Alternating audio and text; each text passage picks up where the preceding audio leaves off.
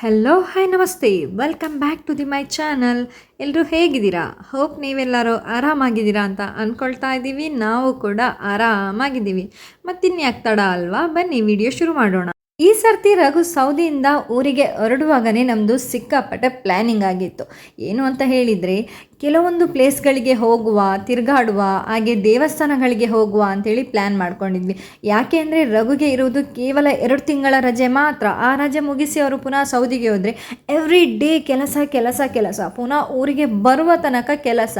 ಹಾಗಾಗಿ ಇರುವಂಥ 2 ತಿಂಗಳನ್ನು ಮಸ್ತ್ ಮಜಾ ಮಾಡುವ ಅಂತೇಳಿ ಪ್ಲ್ಯಾನ್ ಆಗಿತ್ತು. ಆ ಪ್ಲ್ಯಾನ್ ಪ್ರಕಾರ ಇವತ್ತು ಕೂಡ ನಾವು ಎದ್ದು ದೇವಸ್ಥಾನಕ್ಕೆ ಹೋಗ್ತಾ ಇದ್ದೇವೆ. ಇವತ್ತು ನಾವು ಮೊದಲಿಗೆ ನಮ್ಮ ಮೂಡಬಿದ್ರೆಯಲ್ಲಿ ಇರುವಂತಹ ಹನುಮಾನ್ ದೇವಸ್ಥಾನಕ್ಕೆ ಹೋಗ್ತಾ ಇದ್ದೇವೆ.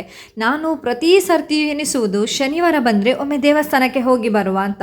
ಹಿರಿಯರು ಹೇಳಿದಾಗೆ ಇತ್ತಲ ಗಿಡ ಮದ್ದಲ್ಲ ಅನ್ನುವ ಹಾಗೆ ನಮಗೆ ಹತ್ತಿರುವ ಇರುವಂತಹ ದೇವಸ್ಥಾನಕ್ಕೆ ಹೋಗಲಿಕ್ಕೆ ನಮಗೆ ಟೈಮ್ ಸಿಗೋದಿಲ್ಲ. ಅದೇ ಎಲ್ಲೆಲ್ಲಿಂದ ದೂರದವರೆಲ್ಲ ಬಂದು ಹೋಗ್ತಾರೆ, ಆದರೆ ನಮಗೆ ಹತ್ತಿರದಲ್ಲಿ ಇರುವವರಿಗೇ ಹೋಗಲಿಕ್ಕೆ ಟೈಮ್ ಸಾಲೋದಿಲ್ಲ. ಆದರೆ ಇವತ್ತು ರಘು ಇರೋದ್ರಿಂದ ನನಗೆ ಕೂಡ ಆಸೆ ಇತ್ತು, ನಾನು ನನ್ನ ಮಗಳು ಹಾಗೆ ನನ್ನ ಗಂಡ ಮೂವರು ಒಟ್ಟಿಗೆ ಹೋಗಿ ಬರಬೇಕು ಅಂತೇಳಿ. ಹಾಗೆಯೇ ಇವತ್ತು ಕೂಡ ನಾನು, ನನ್ನ ಹಸ್ಬೆಂಡ್, ಮಗಳು ಮೂವರು ಸೇರಿ ದೇವಸ್ಥಾನಕ್ಕೆ ಹೋಗ್ತಾ ಇದ್ದೇವೆ. ನಾನು ಆಗಲೇ ಹೇಳಿದಾಗೆ ಮೊದಲು ಹನುಮಾನ್ ದೇವಸ್ಥಾನಕ್ಕೆ ಹೋಗಿ ಪೂಜೆ ಎಲ್ಲ ಮುಗಿಸಿ ಅಲ್ಲಿಂದ ಬೇರೆ ದೇವಸ್ಥಾನಕ್ಕೆ ಹೋಗುವ ಅಂತೇಳಿ ಹೊರಟಿದ್ದೇವೆ. ಇವತ್ತು ನಾವು ದೇವಸ್ಥಾನಕ್ಕೆ ಹೋಗುವಂತ ಹೊರಟಿದ್ದೇವೆ. ಆದರೆ ಯಾವ ದೇವಸ್ಥಾನಕ್ಕೆ ಹೋಗಬೇಕು ಅಂತೇಳಿ ಪ್ಲ್ಯಾನಿಂಗ್ ಅಂತೂ ಆಗಿರಲಿಲ್ಲ. ಹೋಗುವ ದಾರಿಯಲ್ಲಿಯೇ ಪ್ಲ್ಯಾನ್ ಮಾಡ್ಕೊಂಡು ಹೋಗುವ ಅಂತೇಳಿ ಬಂದ್ವಿ. ಮೊದಲಿಗೆ ನಾವಿಲ್ಲಿ ಹನುಮಾನ್ ದೇವಸ್ಥಾನಕ್ಕೆ ಬಂದು ದೇವರಿಗೆ ಎಳ್ನೀರು ಹಾಗೆ ಎಣ್ಣೆ ಎಲ್ಲ ಕೊಟ್ಟು ದೇವರ ಪೂಜೆಯನ್ನು ಮುಗಿಸ್ಕೊಂಡು ಮುಂದಕ್ಕೆ ಪ್ಲ್ಯಾನ್ ಮಾಡುವ ಅಂತೇಳಿ ಅಲ್ಲಿಂದ ನಾವು ಹೊರಟ್ವಿ. ದೇವಸ್ಥಾನದ ಒಳಗೆ ವಿಡಿಯೋ ಶೂಟ್ ಮಾಡಲಿಕ್ಕೆ ಅವಕಾಶ ಇಲ್ಲದಿರುವ ಕಾರಣ ನಾನು ವಿಡಿಯೋಗಳನ್ನು ಮಾಡಲಿಕ್ಕೆ ಹೋಗಲಿಲ್ಲ. ಹಾಗೆ ಅಲ್ಲಿ ಪೂಜೆ ಮುಗಿಸಿ ನಾವು ಸೀದಾ ಬಂದದ್ದು ಪೊಳಲಿಯ ರಾಜರಾಜೇಶ್ವರಿ ಟೆಂಪಲ್ಗೆ. ದೇವಸ್ಥಾನದ ಹೊರಗಡೆ ಇರುವಂತಹ ಚಪ್ಪಲಿಯನ್ನು ನೋಡಿ ದೇವಸ್ಥಾನದ ಒಳಗೆ ತುಂಬಾ ಜನ ಇದ್ದಾರೆ. ಇನ್ನು ಹೇಗಪ್ಪ ಒಳಗೆ ಹೋಗುವುದು ಅಂತ ಎನಿಸಿ ಹೇಗಾದರೂ ಸರಿ ಹೇಗೂ ದೇವಸ್ಥಾನಕ್ಕೆ ಬಂದದ್ದಾಯಿತು. ಇನ್ನು ದೇವರ ದರ್ಶನ ಮಾಡದೆ ಹೋಗುವ ಮಾತೇ ಇಲ್ಲ ಅಂತೇಳಿ ಕಾಲಿಗೆ ನೀರೆಲ್ಲ ಹಾಕಿ ಒಳಗೆ ಬಂದು ನೋಡುವಾಗ ನಮ್ಮ ಕಣ್ಣಿಗೆ ಮೊದಲು ಬಿದ್ದದ್ದು ಹುಲಿಯ ವೇಷದ ಮುಖವಾಡಗಳು. ನನ್ನ ಮಗಳಿಗಂತೂ ತುಂಬಾ ಖುಷಿ ಆಯಿತು ಅದನ್ನೆಲ್ಲ ನೋಡಿ. ಹಾಗೆ ಅಲ್ಲಿಂದ ಸೀದಾ ದೇವಸ್ಥಾನದ ಒಳಗೆ ಬಂದರೆ ನಾನು ಎನಿಸಿದಷ್ಟು ರಶ್ ಏನಿರಲಿಲ್ಲ. ದೇವರ ದರ್ಶನ ಅಂತೂ ತುಂಬಾ ಚೆನ್ನಾಗಿ ಆರಾಮಾಗಿ ದರ್ಶನ ಸಿಕ್ಕಿದೆ ನಮಗೆ. ಹಾಗೆ ನೋಡಿ, ನನಗೆ ದೇವಸ್ಥಾನದ ಒಳಗೆ ಮರದಲ್ಲಿ ಈ ರೀತಿ ಕೆತ್ತನೆಗಳೆಲ್ಲ ಮಾಡಿರ್ತಾರಲ್ಲ, ಅದನ್ನೆಲ್ಲ ನೋಡಲಿಕ್ಕೆ ತುಂಬ ಖುಷಿ ಆಗ್ತದೆ. ನಾನು ಯಾವ ದೇವಸ್ಥಾನಕ್ಕೆ ಹೋದರೆ ಕೂಡ ನಾನು ಮೊದಲಿಗೆ ಅಬ್ಸರ್ವ್ ಮಾಡೋದು ಇದನ್ನೇ, ಮರದಿಂದ ಕೆತ್ತನೆ ಮಾಡಿರುವಂಥದ್ದು ಹಾಗೆ ಕಲ್ಲಿನಲ್ಲಿ ಕೆತ್ತನೆ ಮಾಡಿರುವಂಥದ್ದು. ಇದನ್ನೆಲ್ಲ ನೋಡೋದಂದರೆ ನನಗೆ ಭಾರಿ ಖುಷಿ ಆಗ್ತದೆ. ಹಾಗೆ ದೇವರ ದರ್ಶನ ಎಲ್ಲ ಆಗಿ ನೋಡಿ ಬಂದು ನಾವು ಒಂದು ಬದಿಯಲ್ಲಿ ಕೂತ್ಕೊಂಡಿದ್ದೇವೆ. ಸ್ವಲ್ಪ ಹೊತ್ತು ಕೂತ್ಕೊಂಡು ಆರಾಮಾಗಿ ಎದ್ದು ಹೋಗುವ ಅಂತೇಳಿ. ಹಾಗೆ ಅಲ್ಲಿಂದ ನಾವು ಹೊರಗಡೆ ಬಂದು ದೇವಸ್ಥಾನದ ಪ್ರದಕ್ಷಿಣೆ ಹಾಕಲಿಕ್ಕೆ ಶುರು ಮಾಡಿದ್ವಿ. ನನ್ನ ಮಗಳು ದೇವಸ್ಥಾನಕ್ಕೆ ಪ್ರದರ್ಶನ ಆಗ್ತಾ ಅಪ್ಪನ ಕಿಸೆಗೆ ಕತ್ತರಿ ಹೇಗೆ ಹಾಕೋದು ಅಂತ ಕೂಡ ಪ್ಲ್ಯಾನ್ ಮಾಡ್ತಾ ಇದ್ಲು. ಯಾಕೆ ಅಂದರೆ ದೇವಸ್ಥಾನದ ಹೊರಗಡೆ ಫುಲ್ಲು ಟಾಯ್ಸ್ಗಳ ಶಾಪ್ಗಳಿದ್ದದನ್ನು ಅವಳು ನೋಡಿದ್ಲು. ಹಾಗಾಗಿ ಅಪ್ಪನಲ್ಲಿ ಮೆಲ್ಲ ಪಾಲಿಷ್ ಮಾಡ್ತಾ ಇದ್ಲು, ನನಗೆ ಟಾಯ್ಸ್ ಬೇಕು ಅಂತೇಳಿ. ಆದರೆ ನಾನು ಟಾಯ್ಸ್ ಯಾವುದೂ ಕೂಡ ತೆಗೆದುಕೊಡ್ಲಿಕ್ಕಿಲ್ಲ ಇವತ್ತು ಅಂತೇಳಿ ಅವಳಿಗೆ ಜೋರು ಕೂಡ ಮಾಡ್ತಿದ್ದೆ. ಯಾಕೆ ಅಂದರೆ ಅವಳ ಅಪ್ಪ ಬಂದಾಗಿನಿಂದ ಉಂಟಲ್ಲ, ಇದುವರೆಗೆ ಅವಳಿಗೆ ಟಾಯ್ಸ್ನದೊಂದು ಅಂಗಡಿಯನ್ನೇ ಇಡ್ಬೋದು ಅಷ್ಟು ಟಾಯ್ಸ್ ತೊಗೊಂಡು ಬಂದಿದ್ದಾರೆ. ಆದರೂ ಕೂಡ ಪ್ರತಿಯೊಂದು ಕಡೆ ಹೋದಾಗಲೂ ಕೂಡ ಅವಳಿಗೆ ಟಾಯ್ಸ್ ಬೇಕು. ಅದು ಒಂದಂತೂ ಸಾಲುವುದಿಲ್ಲ, 2-3 ಟಾಯ್ಸ್ ತೊಗೊಳ್ಳೇಬೇಕು ಅವಳಿಗೆ. ಹಾಗಾಗಿ ನಾನು ಕೂಡ ಜೋರು ಮಾಡ್ತಿದ್ದೆ, ಎಂಥ ಅಂಗಡಿ ಹಾಕಲಿಕ್ಕೆ ಉಂಟಾ ಅಂತೇಳಿ. ಹಾಗೆಯೇ ನೋಡಿ, ಇಲ್ಲಿ ದೇವಸ್ಥಾನದ ಹೊರಗಡೆ ಪ್ರಸಾದ ಕೂಡ ಕೊಡ್ತಾಯಿದ್ರು. ನಾವು ಪೂಜೆ ಮಾಡಿಸಿದ್ದರಿಂದ ಪ್ರಸಾದವನ್ನು ತಗೊಳ್ಳಿಕ್ಕೆ ಅಂತೇಳಿ ನಾನು ಹಾಗೆ ನನ್ನ ಹಸ್ಬೆಂಡು ಮಗಳು ಹೋದ್ವಿ. ಪ್ರಸಾದ ಎಲ್ಲ ತಗೊಂಡು ಹೊರಗಡೆ ಬರುವಾಗ ಈಚೆ ಸೈಡ್ನಲ್ಲಿ ಕಳಶ ನೀರನ್ನು ತಲೆಗೆ ಹುಯ್ಯುವಂಥದ್ದು ನಡೀತಾ ಇತ್ತು. ಹಾಗೆ ನಾನು ನನ್ನ ಹಸ್ಬೆಂಡ್ಗೆ ಹೇಳಿದೆ, ನಾವು ಕೂಡ ಹೋಗಿ ಕಳಶ ನೀರನ್ನು ತಲೆಗೆ ಹುಯಿಸ್ಕೊಳ್ಳುವ ಅಂತೇಳಿ. ಹಾಗೆ ನಾವು ಕೂಡ ಲೈನಲ್ಲಿ ನಿಂತ್ಕೊಂಡು ಕಳಶ ನೀರನ್ನು ತಲೆಗೆ ಹುಯಿಸ್ಕೊಂಡು ಅಲ್ಲಿಂದ ಹೊರಗಡೆ ಹೊರಟ್ವಿ. ಪ್ರತಿ ಸರ್ತಿ ನಾನು ಈ ದೇವಸ್ಥಾನಕ್ಕೆ ಹಾಗೆ ಫಂಕ್ಷನ್ಗಳಿಗೆಲ್ಲ ಹೋಗುವಾಗ ನನ್ನ ಹಸ್ಬೆಂಡನ್ನು ತುಂಬಾ ಮಿಸ್ ಮಾಡ್ಕೊಳ್ತಾ ಇದ್ದೆ. ಯಾಕೆ ಅಂದರೆ ಪ್ರತಿಯೊಬ್ಬರು ಕೂಡ ಕಪಲ್ಸ್ ಬರುವಾಗ ನಾನು ಒಬ್ಬಳು ಸಿಂಗಲ್ ಆಗಿ ಹೋಗೋದಂದರೆ ನನಗೆ ತುಂಬಾ ಬೇಜಾರಾಗ್ತಾಯಿತ್ತು. ನನ್ನ ಹಸ್ಬೆಂಡ್ನಂತೂ ತುಂಬ ಮಿಸ್ ಮಾಡ್ಕೊಳ್ತಿದ್ದೆ. ಹಾಗಾಗಿ ಈಗ ಸಿಕ್ಕಿರುವಂಥ ಟೈಮ್ನ ಚೆನ್ನಾಗಿ ಯೂಸ್ ಮಾಡ್ಕೋಬೇಕು ಅಂತೇಳಿ ನಾನು ನನ್ನ ಗಂಡನ ಜೊತೆ ತುಂಬ ಖುಷಿಯಾಗಿ ಎಲ್ಲ ಟೆಂಪಲ್ಗಳನ್ನು ಸುತ್ತಿದ್ದಾಯಿತು. ಹೊಳಲಿ ದೇವಸ್ಥಾನದಿಂದ ಪೂಜೆ ಎಲ್ಲ ಮುಗಿಸಿ ಹೊರಗಡೆ ಬರುವಾಗ ನಮಗೆ ಅನಿಸಿದ್ದು ವಾಟ್ ನೆಕ್ಸ್ಟ್, ಅದನ್ನೇ ಆಲೋಚನೆ ಮಾಡಿಕೊಂಡು ದಾರಿಯಲ್ಲಿ ಬರುವಾಗ ನಮ್ಮ ಕಣ್ಣಿಗೆ ಕಂಡಿದ್ದು ಕುಡುಪು ದೇವಸ್ಥಾನ. ಹಾಗೆಯೇ ನನ್ನದು ಕೂಡ ಕೆಲವೊಂದು ಹರಕೆಗಳು ಬಾಕಿಯಾಗಿದ್ದರಿಂದ ಕುಡುಪು ದೇವಸ್ಥಾನಕ್ಕೆ ಹೋದರೆ ಆಯಿತು, ಹಾಗೆ ದೇವರ ದರ್ಶನ ಕೂಡ ಆಗ್ತದೆ, ಹಾಗೆ ನನ್ನ ಹರಕೆ ಕೂಡ ಕೊಡಲಿಕ್ಕೆ ಇತ್ತಲ್ಲ ಅದನ್ನು ಕೂಡ ಕೊಟ್ಟು ಬಂದಾಗೆ ಆಗ್ತದೆ ಅಂತೇಳಿ ದೇವಸ್ಥಾನಕ್ಕೆ ಬರುವ ನಿರ್ಧಾರ ಮಾಡಿದ್ವಿ. ಹಾಗೆ ನಾವಿಲ್ಲಿ ಬಂದು ಉಂಟಲ್ಲ ದೇವರಿಗೆ ಕೊಡುವಂತಹ ಹರಕೆಯ ಬೆಳ್ಳಿಯ ವಸ್ತುಗಳನ್ನು ತಗೊಳ್ತಾ ಇದ್ದೇವೆ. ಅಂದರೆ ನರ, ಗಜ್ಜಿ ಮತ್ತು ಹಾವಿನ ಎಡೆ, ಮೊಟ್ಟೆ, ಈ ರೀತಿಯ ಕೆಲವೊಂದು ಹರಕೆಯ ವಸ್ತುಗಳಿರ್ತದೆ. ನಾವು ಏನನ್ನು ಕೊಡ್ತೇವೆ ಅಂತ ಎನಿಸಿರ್ತೇವೆ ಅದನ್ನು ತೆಗೆದು ಕೊಟ್ಟರೆ ಆಯಿತು. ಹಾಗೆ ನಾವಿಲ್ಲಿ ಎಳ್ನೀರನ್ನು ಕೂಡ ತಗೊಂಡು ಹೋಗಬೇಕು ಅಂತೇಳಿ ಎನಿಸಿದ್ವಿ. ಹಾಗೆ ಎಳ್ನೀರನ್ನು ಕೂಡ ತಗೊಂಡಿದ್ದೇವೆ. ಹಾಗೆ ನೋಡಿ ಇಲ್ಲಿ ದೇವಸ್ಥಾನದ ಕೊಳದಲ್ಲಿ ಕೈಕಾಲು ಮುಖ ಎಲ್ಲ ತೊಳೆದು ದೇವಸ್ಥಾನದ ಒಳಗೆ ಹೋಗುವ ಅಂತ ಹೊರಟಿದ್ದೀವಿ. ಆದರೆ ನನಗೆ ಇಲ್ಲಿ ಒಂದು ಕನ್ಫ್ಯೂಸ್ ಆದದ್ದೆಂತ ಗೊತ್ತುಂಟಾ, ನಾವು ತಂದಂಥ ಎಳ್ನೀರು ಕೂಡ ನಾವು ಅದೇ ನೀರಿನಲ್ಲಿ ತೊಳಿತೇವೆ, ಹಾಗೆ ನಮ್ಮ ಕೈಕಾಲು ಮುಖವನ್ನು ಕೂಡ ಅದೇ ನೀರಿನಲ್ಲಿ ತೊಳಿತೇವೆ. ನನಗೆ ಯಾಕೋ ಇದು ಸರಿ ಅಂತ ಕಾಣಿಸಲಿಲ್ಲ. ಆದರೂ ಕೂಡ ಈ ಬೆತ್ತಲೆಯ ಜಗತ್ತಿನಲ್ಲಿ ಬಟ್ಟೆ ಹಾಕಿದವರು ಹುಚ್ಚರಂತೆ. ಹಾಗೆಯೇ ಹಿಂದಿನಿಂದ ಪಾಲಿಸಿಕೊಂಡು ಬಂದಿರುವಂತಹ ಶಾಸ್ತ್ರ ಸಂಪ್ರದಾಯಗಳನ್ನು ನಮ್ಮ ಒಬ್ಬರಿಂದ ಚೇಂಜ್ ಮಾಡಲಿಕ್ಕೆ ಸಾಧ್ಯ ಉಂಟಾ? ಖಂಡಿತವಾಗಿಯೂ ಸಾಧ್ಯ ಇಲ್ಲ. ನಾನು ಕೂಡ ಆಚೆ ಈಚೆ ಎಲ್ಲ ನೋಡಿದೆ, ಎಲ್ಲರೂ ಅದೇ ರೀತಿ ಅದೇ ನೀರಿನಲ್ಲಿ ಎಳ್ನೀರು ತೊಳಿತಾ ಇದ್ರು, ಕೈಕಾಲು ಕೂಡ ತೊಳ್ಕೊಂಡು ಬರ್ತಾಯಿದ್ರು. ನಾನು ಕೂಡ ಹಾಗೆಯೇ ಮಾಡಿ ದೇವಸ್ಥಾನದ ಒಳಗೆ ಬಂದೆ. ಹಾಗೆಯೇ ನಾವು ತಂದಿರುವಂತಹ ಎಳನೀರನ್ನೆಲ್ಲ ದೇವರಿಗೆ ಅರ್ಪಿಸಿ ಅಲ್ಲಿಂದ ದೇವರ ದರ್ಶನ ಎಲ್ಲ ಮುಗಿಸಿ ಪೂಜೆ ಎಲ್ಲ ಮುಗಿಸಿ ಹೊರಗಡೆ ಬಂದ್ವಿ.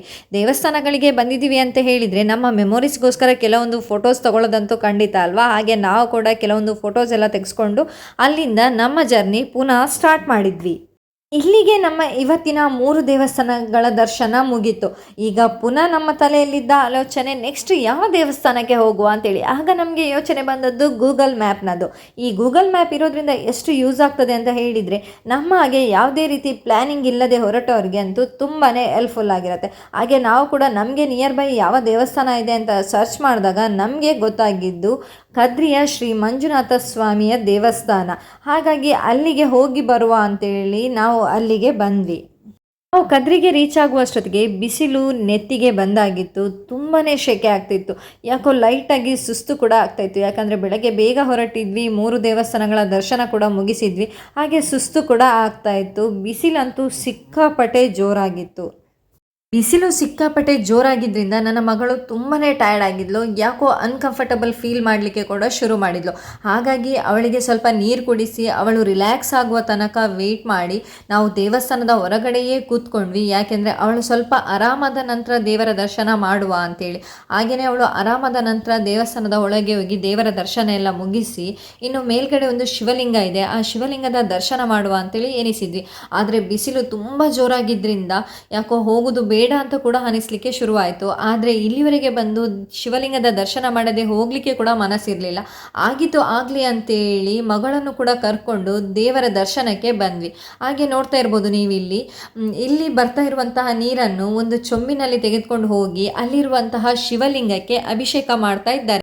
ನನಗಂತೂ ಇದೆಲ್ಲ ತುಂಬಾ ಹೊಸ ಅನುಭವ ಅಂತಲೇ ಹೇಳ್ಬೋದು. ಹಾಗೆ ನೋಡಿ ಇಲ್ಲಿ ದೇವಸ್ಥಾನದ ಸುತ್ತಮುತ್ತ ಇರುವ ವ್ಯೂಸ್ ಅಂತೂ ತುಂಬಾ ಚೆನ್ನಾಗಿತ್ತು. ನಾನು ಇದನ್ನೆಲ್ಲ ನೋಡಿ ತುಂಬಾ ಎಂಜಾಯ್ ಕೂಡ ಮಾಡ್ತಾ ಇದ್ದೆ. ಹಾಗೆಯೇ ನಾವು ಮೇಲಿನಿಂದ ನೋಡುವಾಗ ದೇವಸ್ಥಾನದ ವ್ಯೂ ಎಷ್ಟು ಚೆಂದ ಕಾಣಿಸ್ತದೆ ನೋಡಿ. ನನಗೆ ಅಂತೂ ಇಲ್ಲಿಯೇ ಇದ್ದು ಬಿಡುವ ಅನ್ನುವ ಮನಸ್ಸಾಗ್ತಾ ಇತ್ತು. ಹಾಗೆಯೇ ನೋಡಿ ಇಲ್ಲಿ ದೇವರ ದರ್ಶನ ಮುಗಿಸಿ ಉಂಟಲ್ಲ, ಪುನಃ ಸ್ವಲ್ಪ ಮೆಟ್ಟಲತ್ತಿ ಹೋದರೆ ಪುನಃ ಒಂದು ಮೇಲ್ಗಡೆ ದೇವಸ್ಥಾನ ಉಂಟು. ಅದರ ದರ್ಶನ ಮುಗಿಸಿ ಬರುವ ಅಂತೇಳಿ ಹೊರಟ್ವಿ.